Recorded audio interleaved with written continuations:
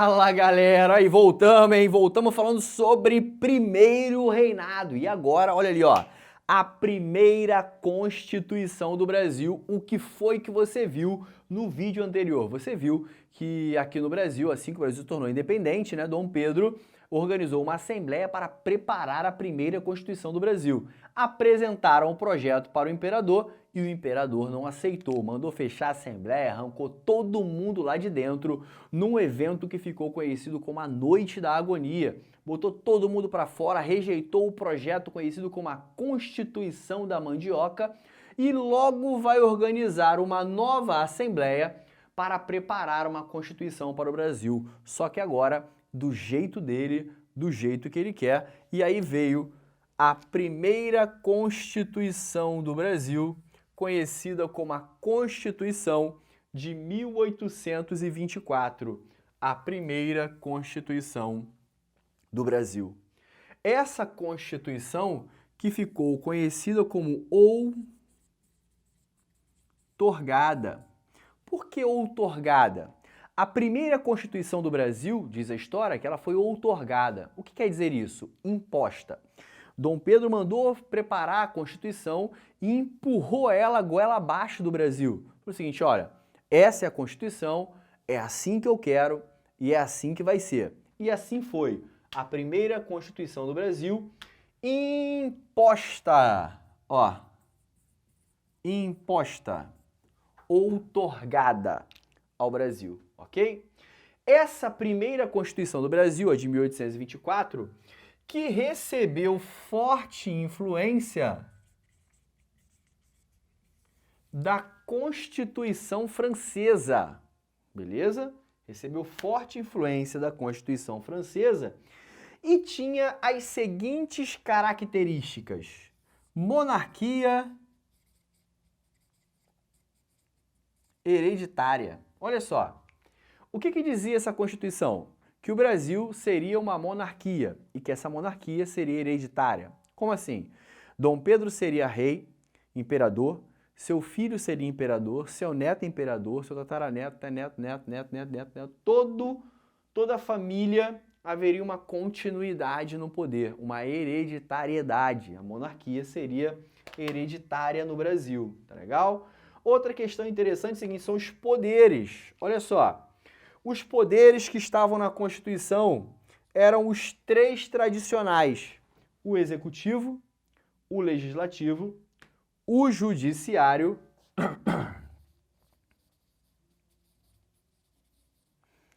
Só que foi estabelecido nessa Constituição um quarto poder, ou seja, quantos poderes nós tínhamos na Constituição de 1824?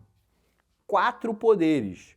Os 3 tradicionais, mais o poder moderador. O poder moderador era um poder exclusivo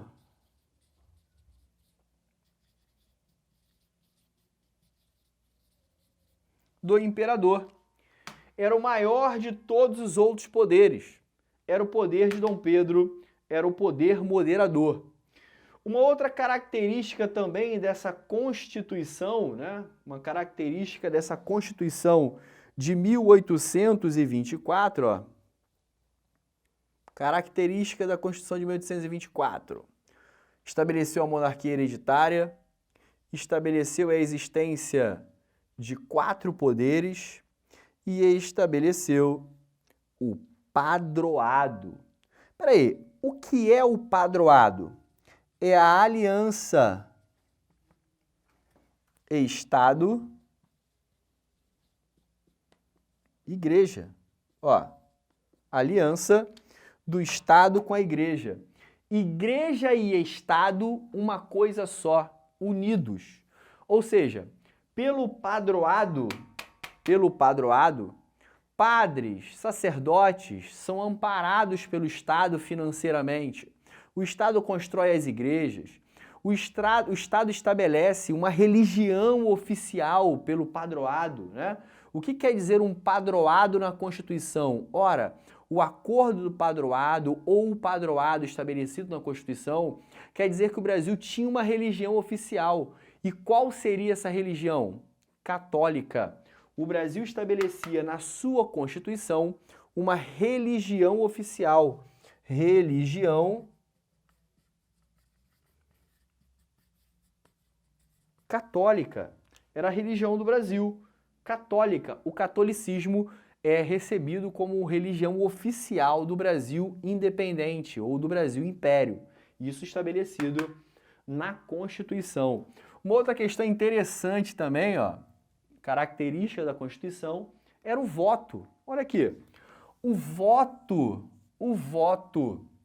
no Brasil Império era aberto. Como assim o voto aberto? Ora, qualquer um poderia ver em quem o eleitor estava votando, né? O voto acontecia em público. O cara chegava ali na frente de uma mesa e ficava uma pessoa ali para anotar o voto dele. Então ele falava, eu quero votar no candidato tal.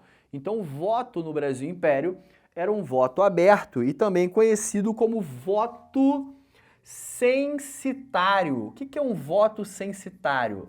É o voto que usa o fator renda, dinheiro, grana. Peraí, Wagner, eu não entendi. Quer dizer que a Constituição do Brasil diz que o voto deveria ser censitário? Sim. E o que é um voto censitário? É o voto ligado à renda, é o voto ligado à capacidade financeira do indivíduo. Peraí, não entendi ainda. Me cita um exemplo aí, vem comigo. O cara pode votar, o cara pode querer ser um deputado e o cara pode ser um senador. Correto? Todas essas estruturas envolvem a vida política de um país. Eu posso votar, eu posso ser deputado e posso ser senador. Mas como o voto ou a vida política no Brasil estava envolvida com o fator censitário, o que dizia a Constituição? Para o cara votar, ele tem que comprovar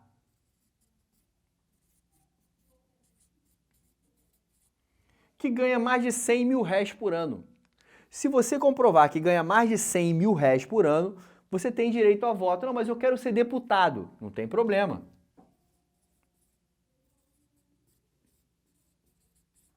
Prova que você ganha 400 mil réis por ano e você pode ser um deputado. Não, mas e se eu quiser ser senador? Tranquilo.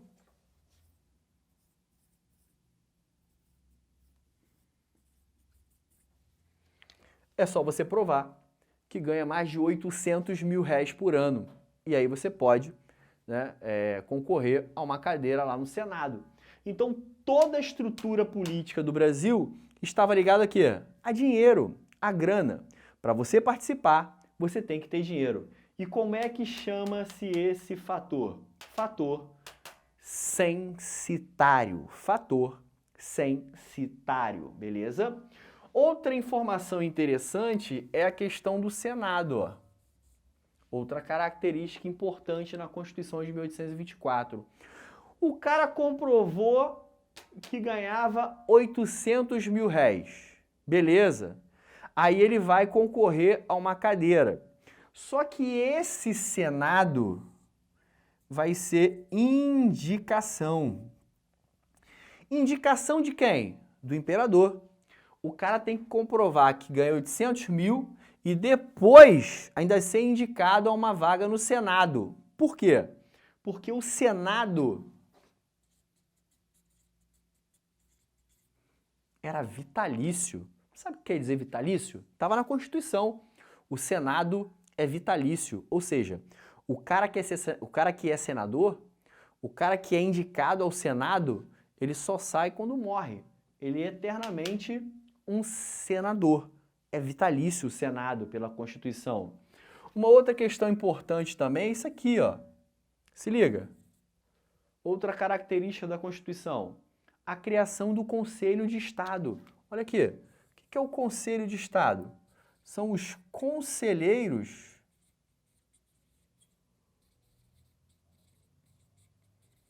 do imperador. Olha aqui. O que vai dizer a história? Se o imperador quer nomear juízes, ele reúne o seu Conselho de Estado e aí os seus conselheiros indicam quem deverá ser o juiz. Então, o imperador vai se aconselhar para nomear juízes. O que mais? Outro exemplo clássico que Dom Pedro vai utilizar para usar o seu Conselho de Estado.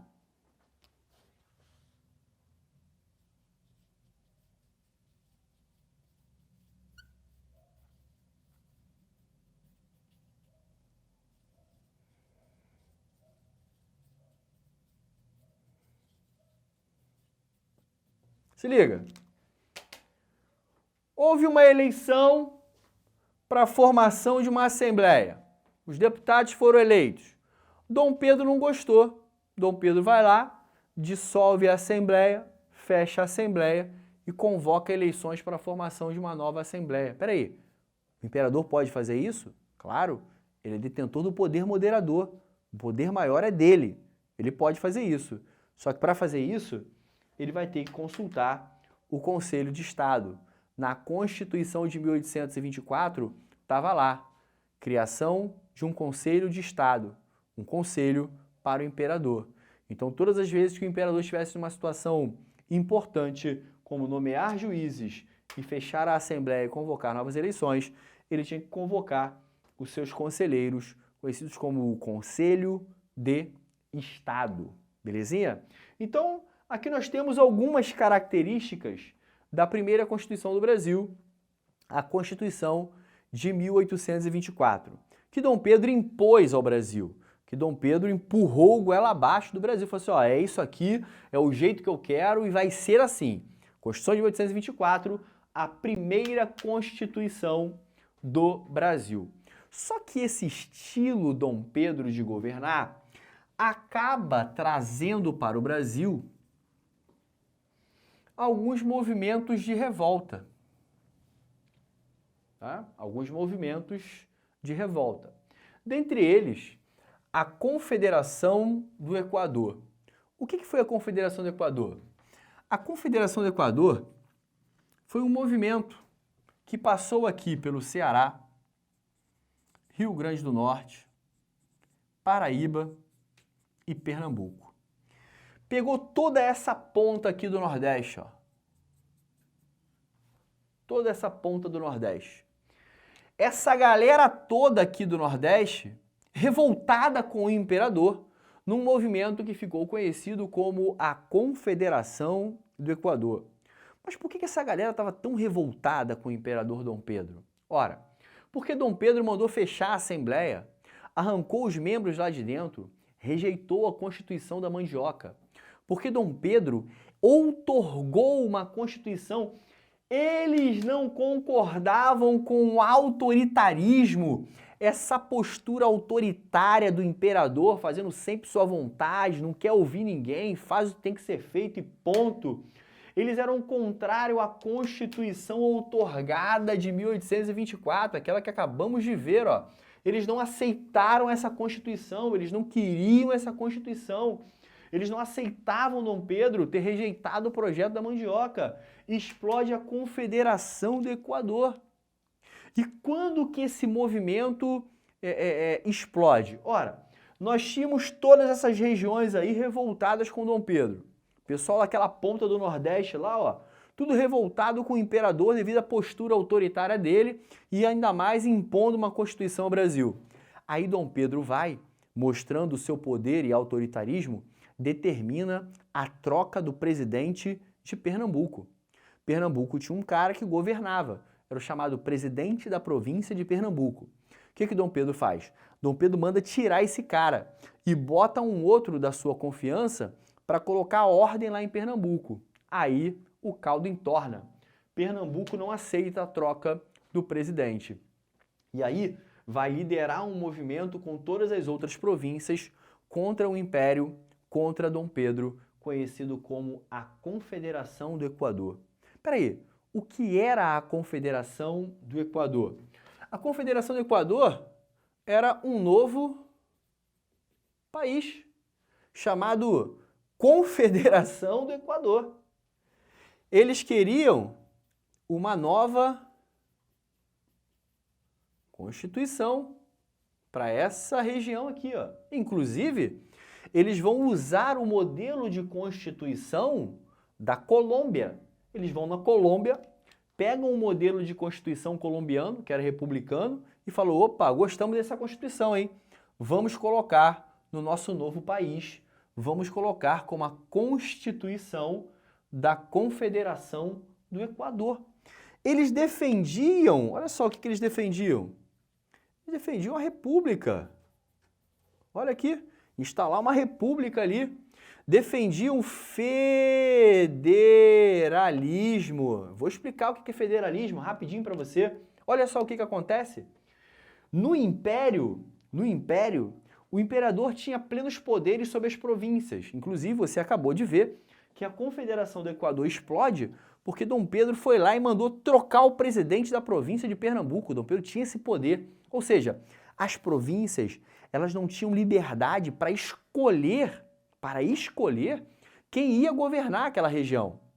Quem determinava os presidentes ou os governadores para as províncias era o imperador.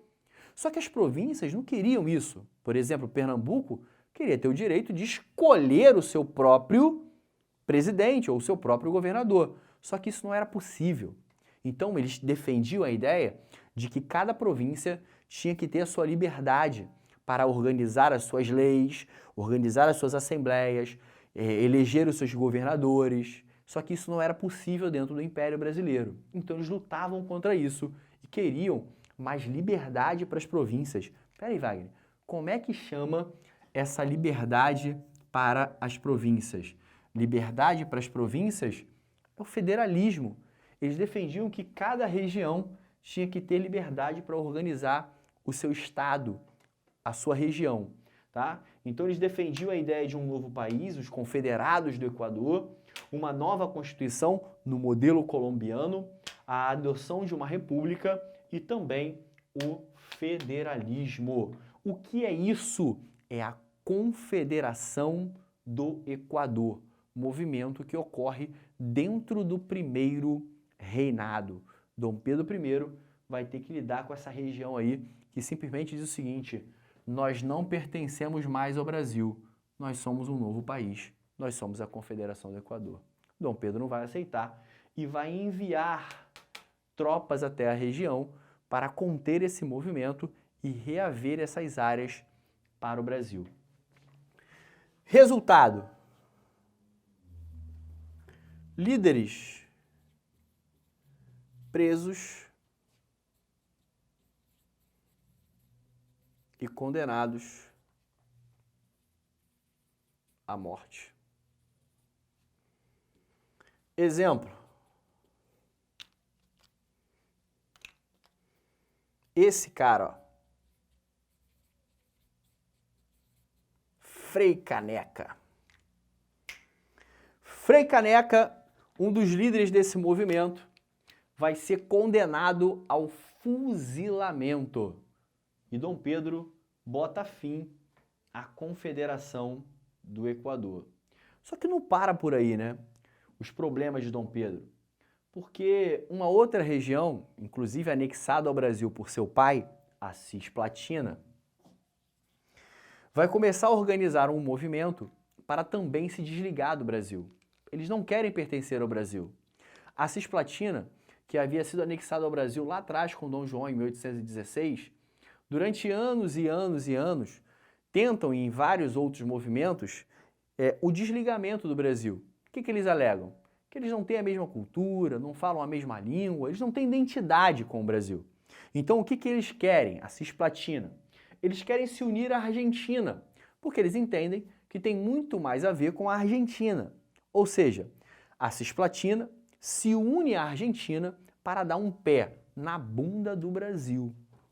E aí vai gerar uma guerra que a história chama de a Guerra da Cisplatina. O que foi a Guerra da Cisplatina? A união da região da Cisplatina, que você hoje conhece como Uruguai, e a Argentina, para formar o que eles chamavam na época de as Províncias Unidas da Região do Prata. As Províncias Unidas da Região do Prata, contra o Brasil. Bom, quem vai intermediar o final desse conflito vai ser a Inglaterra. A Inglaterra que se sentia muito prejudicada, né? A Inglaterra se sentia muito prejudicada com essa guerra, porque a Inglaterra já havia adentrado a América do Sul para colocar os seus produtos aqui para dentro e utilizava muito a navegação pelo chamado Rio da Prata. E você sabe, você que acompanhou aqui comigo a série de aulas, que o Rio da Prata, de um lado dele, fica a Cisplatina e do outro lado fica a Argentina. Se aquela área tem envolvimento com guerras, isso dificulta a navegação, isso dificulta a entrada na América do Sul. Resultado, ora, essa guerra vai fazer muito mal para os negócios da Inglaterra, que vai decidir negociar o fim desse conflito entre Brasil e as Províncias Unidas da região do Prata. E vai ser dentro dessa negociação intermediada pelos ingleses que nós vamos ter isso aqui, ó. O nascimento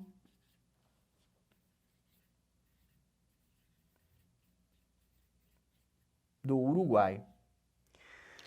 Vai ser da Guerra da Cisplatina que nasce o Uruguai. Como assim, Wagner? Me explica melhor isso aí. Simples. O Brasil entra em guerra com a Cisplatina e a Argentina. Essa guerra não acaba. A Inglaterra, então, dá a seguinte ideia. Olha, gente, pelo amor de Deus, eu preciso que essa guerra acabe, meus negócios estão sendo afetados. Vamos fazer o seguinte, essa guerra é pelo quê? É pela Cisplatina? Brasil, Argentina, vocês estão brigando pela Cisplatina? Vamos fazer o seguinte, vamos dar independência à Cisplatina. Ela não será nem do Brasil e nem vai se unir à Argentina. Vamos fazer nascer um novo país. Olha aqui, um novo país. E que país é esse? A República Oriental do Uruguai. A República Oriental do Uruguai. O que é a República Oriental do Uruguai? É o país que nasce da Guerra da Cisplatina. Quem vence a Guerra da Cisplatina? Brasil? Não. Argentina? Não. A Guerra da Cisplatina acaba com um acordo. E nesse acordo nasce o novo país, nasce a República Oriental do Uruguai. Guerra gasta dinheiro? Gasta. Guerra gera prejuízos? Gera. Dívidas? Também. E o Brasil terminou assim, essa série de conflitos, né? Se envolveu em confusão lá no Nordeste, se envolveu em confusão lá no Sul, lá na Cisplatina, se endividou todo. A situação brasileira, que já não era fácil, vai se tornar ainda pior quando ocorre a falência do Banco do Brasil. Quem criou o Banco do Brasil? Bom, o Banco do Brasil foi criado por Dom João. O que diz a história? Assim que Dom João chega ao Brasil, ele criou o Banco do Brasil. Isso, o Banco do Brasil. Para colocar o dinheiro que ele ganhava aqui, que ele recebia, que ele trouxe de Portugal, enfim. Dom João, pai de Dom Pedro, criou o Banco do Brasil. Só que quando Dom João foi embora, ele pegou o dinheiro do Banco do Brasil e foi embora. Falou, filhão, agora é contigo, faz tua riqueza aí. Então, desde que Dom João foi embora, o Banco do Brasil andava muito mal das pernas. E com todas essas dívidas que Dom Pedro vai adquirindo, com esses problemas econômicos que o Brasil vai tendo, em 1829, o Brasil mergulhou numa crise e nessa crise o Banco do Brasil faliu, quebrou. E aí o que vai começar a acontecer aqui? Ora, vai começar a surgir um jornalismo de oposição. O que é um jornalismo de oposição? Ora, Brasil quebrado, Dom Pedro incompetente.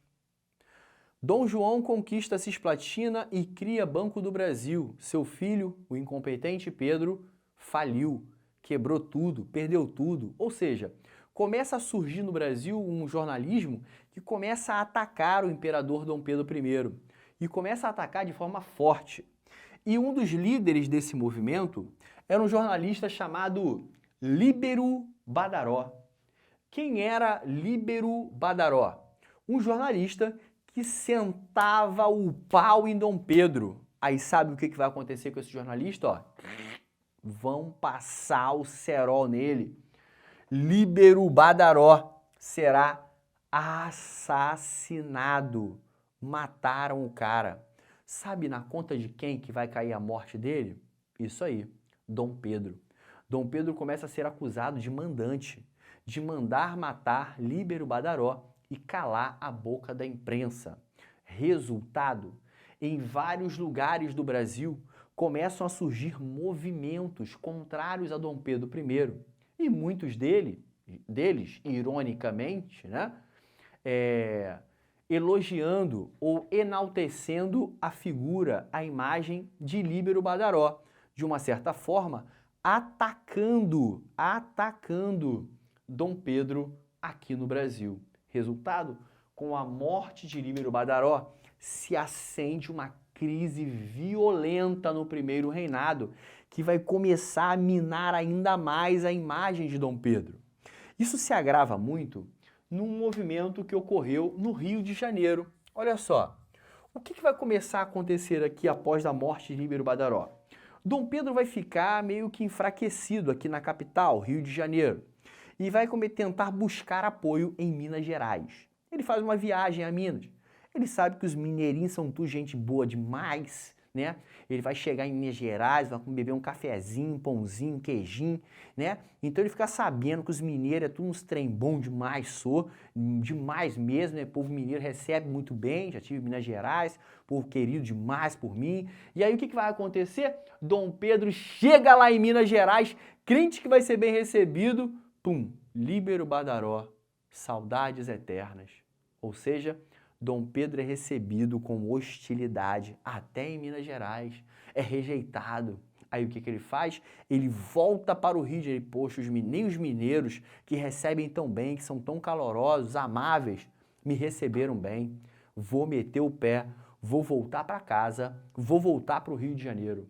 Quando Dom Pedro está voltando para o Rio de Janeiro, os seus aliados... Olha aqui, aliados de Dom Pedro, alguns portugueses que residiam aqui na capital, decidiram fazer uma recepção para Dom Pedro. Vamos fazer uma recepção para Dom Pedro? Vamos recebê-lo bem? Ficamos sabendo que ele não foi muito bem recebido lá em Minas, mas quando ele chegar, vamos preparar uma festa para ele. Então, os aliados de Dom Pedro, os portugueses, prepararam uma festa. Só que os opositores de Dom Pedro, os brasileiros, olha aqui, os brasileiros, opositores de Dom Pedro, decidiram aparecer na festa para estragar a recepção feita para Dom Pedro. Resultado, confusão geral, confusão nas ruas do Rio de Janeiro. Essa confusão, esse conflito que ocorreu nas ruas do Rio de Janeiro ficou conhecido como a Noite das Garrafadas. Espera aí, o que foi a Noite das Garrafadas, Wagner? Fala pra mim. A Noite das Garrafadas? Um conflito entre portugueses e brasileiros no Rio de Janeiro. O que foi a Noite das Garrafadas? Esse conflito envolvendo aliados e opositores de Dom Pedro no Rio de Janeiro. E como ficou conhecido esse conflito? A Noite das Garrafadas. Dom Pedro vê aqui que está enfraquecido. E como ele pode reinar o Brasil se brasileiros não apoiam ele? E aí Dom Pedro vai tentar, inclusive, obter o apoio de brasileiros. Como que Dom Pedro tenta fazer isso? Dom Pedro ele vai criar o que ficou conhecido na história como o Ministério dos Brasileiros. O que Dom Pedro faz? Ele vê que está enfraquecido no Brasil, que os brasileiros se colocam como oposição a ele. Então Dom Pedro vai criar um ministério e vai botar só brasileiros. Qual era a visão? Opa, vou botar brasileiros e os brasileiros vão pensar assim, O imperador, ele quer reinar para a gente agora, para os brasileiros. Por isso que ele compôs um Ministério de Brasileiros. Vamos apoiá-lo. Essa era a visão de Dom Pedro, que criando um ministério com brasileiros, os brasileiros passariam a abraçá-lo. Só que quando Dom Pedro cria um ministério de brasileiros, os aliados portugueses vão bater a porta e vão perguntar: e aí, Pedro, que história é essa? Estamos ao teu lado esse tempo todo. Inclusive, entramos em conflito com esses brasileiros aí para te defender na noite das garrafadas. E agora, quando você monta um ministério e coloca só brasileiros? E nós, portugueses, Pedro? Nos deixou de fora? O que vais fazer agora? E aí os portugueses começam a colocar Dom Pedro na parede. E aí, Dom Pedro, vai deixar esses brasileiros aí? E aí, Dom Pedro, vai permanecer com esse ministério de brasileiros? Vai perder o nosso apoio. Com medo de perder apoio dos portugueses, o que Dom Pedro faz? Destitui, acaba com o ministério dos brasileiros e cria um ministério só de portugueses, que a história ficou conhecendo como o Ministério dos Marqueses. O que foi o Ministério dos Marqueses? Um ministério composto só por portugueses. Isso acende ainda mais a ira dos brasileiros contra Dom Pedro. E aí Dom Pedro chega à seguinte conclusão: não tem mais como eu ficar aqui no Brasil. E aí Dom Pedro tem uma ideia. Qual é a ideia que Dom Pedro teve? Vamos lá. Seu pai, Dom João, havia morrido. Seu pai, Dom João, havia morrido. Para assumir o trono em Portugal, Dom Pedro, que era o herdeiro, pegou a sua filha e fez um casamento arranjado com o seu irmão, Miguel. Casou a sua filha com o seu irmão e enviou os dois para Portugal para que lá eles pudessem reinar sobre Portugal. Bom, Dom Pedro seria imperador do Brasil e em Portugal o seu irmão e a sua filha estariam no trono. Só que o que vai acontecer lá em Portugal? O irmão de Dom Pedro dá um golpe e fica com o trono só para ele, mandando sua filha de volta. Dom Pedro, que já estava queimadaço aqui no Brasil,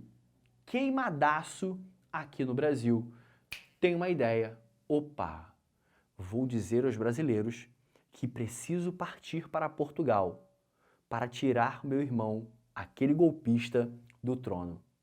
Preciso partir para Portugal. E foi justamente isso que Dom Pedro fez. Olha a sacada de Dom Pedro. Diante da morte de Dom João, pai de Dom Pedro, Dom João VI, lá em Portugal, ocorre a chamada questão sucessória do trono português. O que foi a questão sucessória do trono português?